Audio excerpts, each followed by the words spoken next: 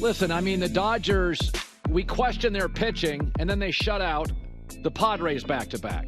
And then we question their pitching against the Mets, and they did the same thing. So they go with a bullpen group tonight, and you'd think it would be time to eat for the Yankees. But I got to tell you, what Dave Roberts is pulling the right strings, 40 different pitchers. Walker Buehler last night I thought was really excellent. Derek Jeter, 7 World Series appearances, 5-time champ. So let's start with Walker Buehler, because I remember when he came to the Dodgers, he was going to be not Kershaw, but the next great arm.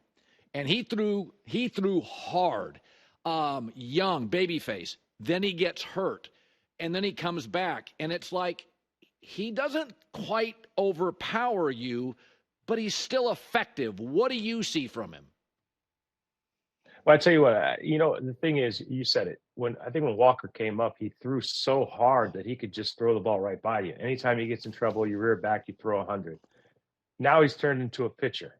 And I think in this day and age, people pay so much attention to velocity and strikeouts, where if you actually just go out there and pitch, keep hitters off balance, have them put the ball in play, let your defense play behind you, you understand that you can win that way as well. So it was really it was fun to watch Walker, because I think you mentioned it. When he came up, he was the guy that was going to be the ace of the Dodgers. Unfortunately, he had a few injuries that set him back, but I think he's a much better pitcher now than he was when he first came up. So I went and looked 5 minutes ago. I went and looked up Derek Jeter career playoff stats, and you literally had no slumps. It's just unbelievable. So you can't relate to the question I'm going to ask, but you probably had 1 or 2 slumps in your career. When you're going through what Aaron Judge is going through, I remember A-Rod they dropped him in the order to 8th. He just struggled. Is it emotional? Are you overthinking? Because golf and baseball, you got a lot of time to sit and think about your next at bat or shot. The times you were in, I mean, literally once or twice in your career, in a slump, what's going through your head? Well, I'd say, look, that's a little unfair, because I've had my fair share of slumps. I remember in 2001 World Series, I wasn't doing too well the first few games till I hit that home run, that Mr. November home run. But that's all anyone remembers. They don't remember, us facing Schilling and Randy Johnson, and our entire offense was slumping. So I think, I'm not talking about Aaron in particular, but when you're in a postseason series and you're not performing how you would like to perform, or what the expectations are of you at the time, you start putting a little pressure on yourself, because you want to contribute, you want to help your team out, especially when your team's not winning, and you may try to do too much. But then another thing, in the postseason, you're hitting against the best pitchers in the league in that particular year. So if you're not feeling great, if you are struggling a little bit, scuffling, trying to find your swing, it's hard to find it when you're facing the best pitchers in the league. Listen, I felt this about the Mets. The Mets had one great player and then a bunch of good players. And the Dodgers had several great players. Now, I do think Soto, Judge, Stanton, Garrett Cole, obviously. But part of me looks at this, and you're batting Tommy Edman at the bottom of your order. And Derek, he's like the MVP of the National League Championship. There's no oxygen here. Like, there's no out. And I do feel like, I kind of feel like I'm watching a stacked batting order kind of beat a top-heavy batting order. It's just more good hitters. Is that fair? Well, I think it's fair to say that the Dodgers are very, very deep offensively. And look, we've been covering the Dodgers now for a few weeks, and I'll be honest with you, during the season, I don't see too many Dodger games because I'm asleep, Colin. I tell you, I go to sleep early. But, you watch this team, and 1 through 9, they can beat you. You can't. We always talk about navigating your way through a lineup, and there's really no one you can exhale if you're a pitcher and relax on, because these guys they put the ball in play, they make contact. I think that's the biggest thing. They're tough to strike out. These guys can hit. They can hit for base hits. They can hit home runs. They're doing it all. And even you talk about Aaron. Look at Ohtani, hasn't really had the type of series that I think everyone was expecting him to have. But the Dodgers are so deep. They're just tough, man. They're tough, and they have a pretty good team, man. And, Derek, you were outspoken on this, and I appreciate that, as somebody who is a legendary player. That is why I wouldn't have pulled Garrett Cole, for the reason you just stated.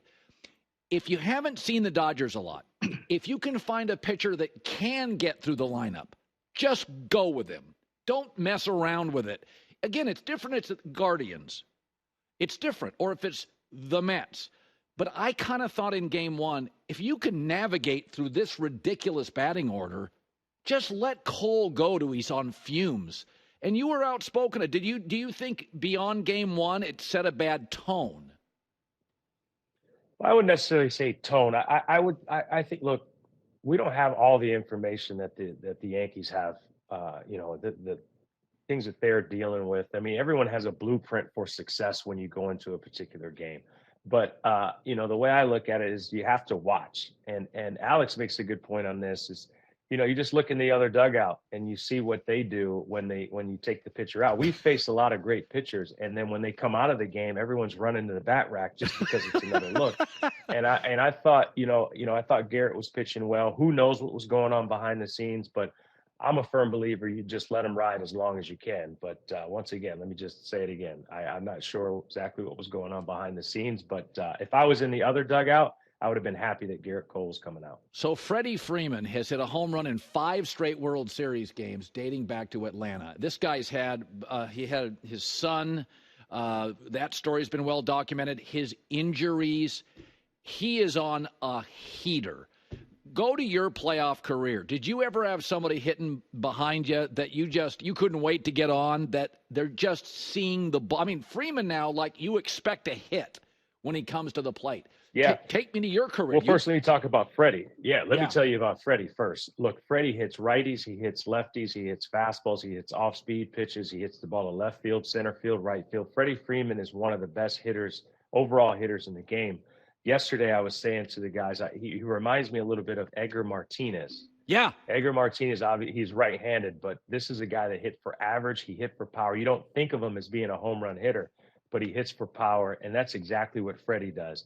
So when he was going through his issues with his ankle, we're saying if just having Freddie Freeman in the lineup with one leg is going to make you better. Yeah. Now he's feeling good, but it's tough, man. Playing against guys. I mean, Manny Ramirez was like that. David was like that. Ortiz.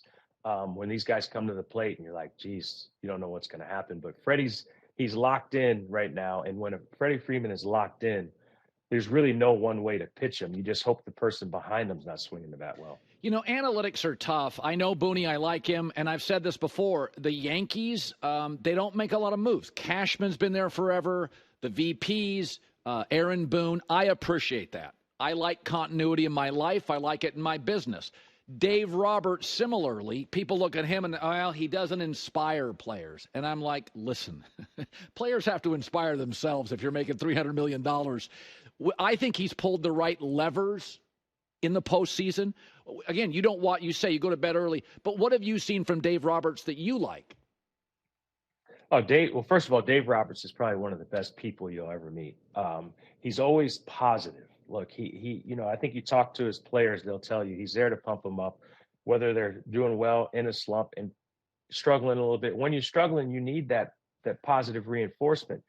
Dave is there. And look, I get it. As a manager, you really don't get as much credit as you deserve when things are going good. But when things are going bad, you basically get all the blame. But Dave's been a mainstay there. He's a calming influence on the players. He's a calming influence on the organization. You know what to expect from him on a day-to-day basis, and he's a big reason why they're here today. Yeah. Finally, you threw out the first pitch last night. Did you practice that? Were you a little nervous? I didn't. You didn't? I didn't. You know what? I didn't. I've thrown out the first pitch twice at Yankee Stadium when they retired my number and then a Hall of Fame ceremony, and both times I threw from in front of the mound, and that's the furthest throw I've thrown since I've retired. And I didn't really think it was going to be that big of a deal for people. But you know how many text messages I got from everyone saying, don't bounce it? Because, I told President Bush not to bounce it in 2001. So the pressure was building. Yes. And then Kevin Burkhardt made a good point. It's not easy to do with dress shoes on, man. Yeah. You didn't get good footing at all.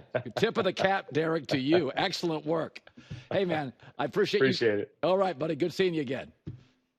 You too. Take care. Hi, everybody. It's me, Uncle Colin. Subscribe here to get the latest from the herd, including exclusive behind-the-scenes videos, and more, wherever you may be, however you may be watching. Thanks again for making us part of your day.